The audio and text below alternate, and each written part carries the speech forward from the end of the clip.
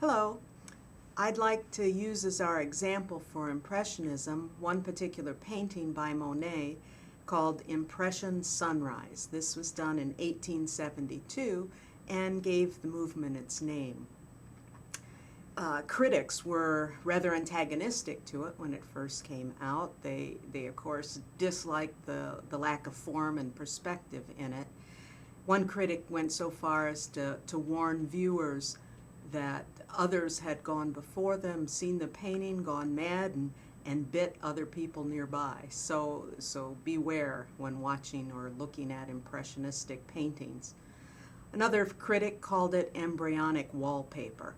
So in general, there was an amazing amount of scorn and dislike for this early movement. A lot of it had to do with expectations. The kind of paintings that critics were used to at the time were academic paintings, paintings that were based on neoclassicism, going back to David.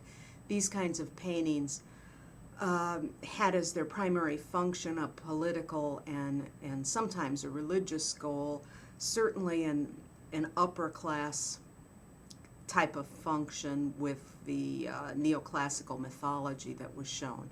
But in general, they were paintings that used a story to better society. Impressionistic painting was suspect because it didn't do any of those things. It basically was just interested in the formal aspects of art, as we'll see. So let's take a look at Impression Sunrise. Now you can see when analyzing this style that Monet used all the formal types of composition to make his painting look unified. There's a focal point with the sun, the orange sun that is just rising in the east. It makes a flattened silhouette out of the small rowboat that's in the center, and that sun and the rowboat really become then the focal points of the entire painting. And then you've got a horizontal spread out of blue ships and shoreline between the two. And then color from the sky and the sea around that. But it's really the sense of color that Monet is using.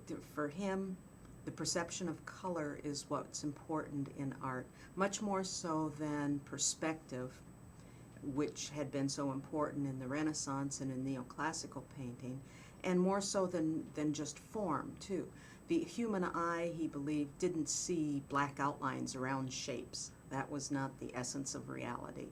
It also didn't see one-point perspective, because one-point perspective assumes that the viewer's standing absolutely stationary at one point in time and can only see down this long tunnel of one-point perspective. Instead, the eye's constantly moving, constantly taking in different bits of color.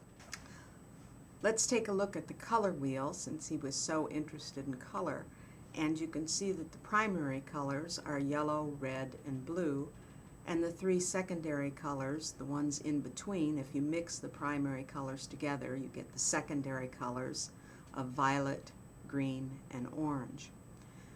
Now, most of the Impressionists were particularly interested in what are known as complementary colors. These are the colors that are opposite on the color wheel.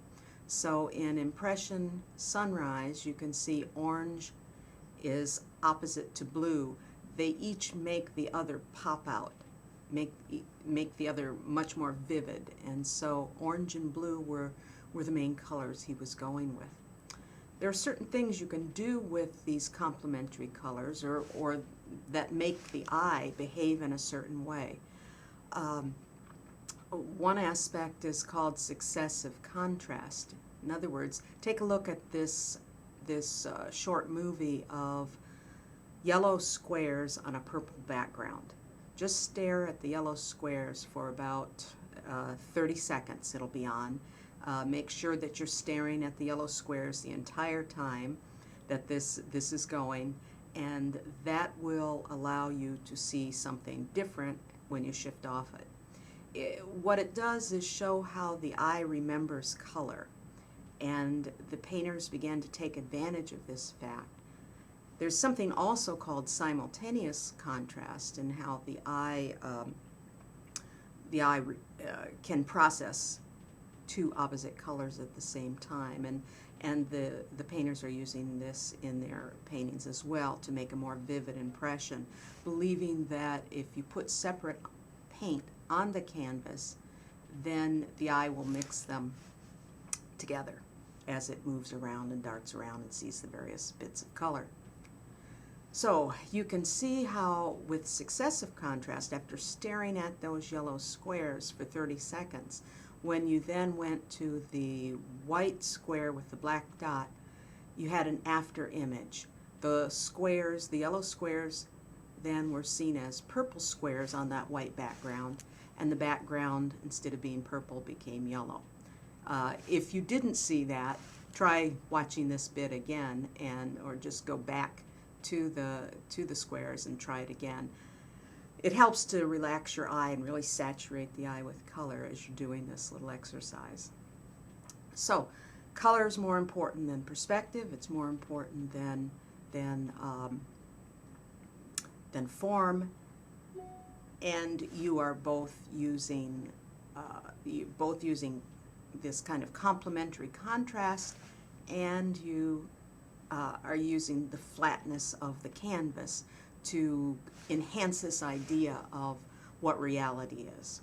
Because after all, reality is not, as the Renaissance would have had it, that the canvas is a window into another world. Instead, it's a flat piece of canvas. So if your subject matter becomes flat, that emphasizes what's real, which is just the flat canvas, not an imitation of reality. So in all of this, Monet rather led the way for Impressionism to begin and flourish. He built a kind of an oasis for painters out in the countryside outside of Paris called Giverny, and it's still there today as a museum. You can go and visit his farmhouse.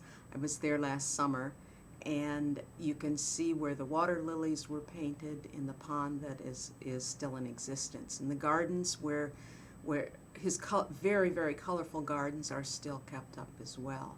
So if you're ever in Paris, just be sure you make this little side trip, and you can see where the Impressionism movement was started. See you next week. Bye.